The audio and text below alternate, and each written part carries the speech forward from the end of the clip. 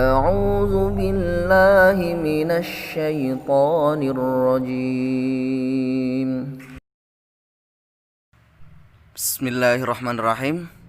Assalamualaikum warahmatullahi wabarakatuh. Alhamdulillahi rabbil alamin.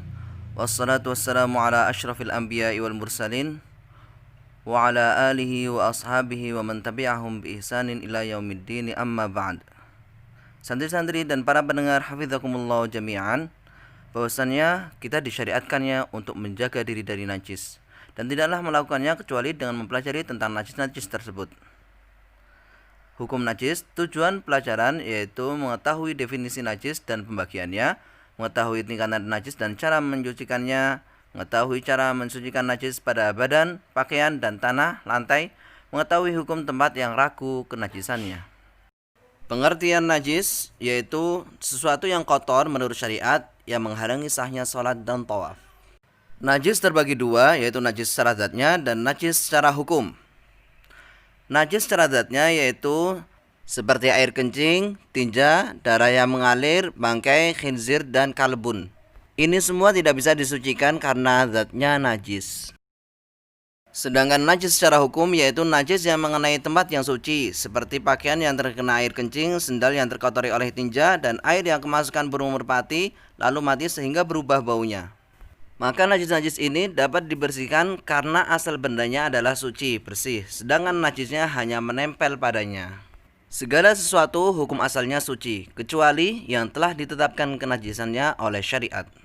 Apabila ragu terhadap air suci, seorang memiliki air suci, kemudian berubah tanpa diketahui sebabnya, dan ia ragu apakah air tersebut masih suci atau sudah berubah menjadi najis, maka hukum air tersebut tetap sebagaimana asalnya, yaitu suci. Ragu terhadap kesucian tempat. Apabila kita tidak mengetahui apakah benda atau tempat tersebut suci atau tidak, dan tidak ada tanda-tanda najis, maka kembali pada hukum asalnya, yaitu suci. Pembagian derajat najis. Yang pertama, najis mughalladhah, najis yang berat. Contohnya, benda yang dijilat oleh anjing, cara mensucikannya dicuci 7 kali, yang pertama kali dengan tanah. Dalilnya dari Abu Hurairah radhiyallahu an, qala Rasulullah sallallahu alaihi wasallam, tuhuru ina'i ahadikum idza walagha fihi al-kalbu an yaghsilahu 7 marrat ulahunna bit-turab. Yang artinya, sucinya bejana salah seorang di antara kalian apabila dijilat anjing, yaitu dicuci 7 kali, yang pertama kali dengan tanah. Rawahu Muslim. Kemudian derajat najis yang kedua namanya najis mutawasitoh. Contohnya apa saja yang keluar dari 2 jalan selain mani, dari kotoran manusia dan hewan yang haram dimakan. Sedangkan kotoran hewan yang halal dimakan, maka kotorannya tidak najis. Kemudian cara mensucikannya dengan diguyur air yang banyak hingga hilang bekas najis tersebut. Derajat najis yang ketiga yaitu najis mukhaffafah, najis yang ringan. Contohnya kencing bayi laki-laki yang hanya minum ASI. Cara mensucikannya cukup diperciki air hingga merata, tidak perlu digosok dan dikerik. Dalilnya, anna Nabiyya sallallahu alaihi wasallam utiya bisabiyyin saghirin lam ya'kulit ta'am, fabala ala thawbihi fada'a bima'in fanaddahu wa lam yaghsilhu. Bahwasannya Rasulullah sallallahu alaihi wasallam didatangkan bayi kecil yang belum makan makanan, lalu bayi itu kencing dan mengenai pakaian beliau. Lalu beliau meminta air dan dibersihkan di atasnya dan tidak beliau cuci. Cara membersihkan najis yang ada pada tanah. Bila najis tersebut cair, maka cukup disiram hingga meresap ke dalam tanah. Bila najisnya benda padat, maka dibuang atau dikubur sudah cukup.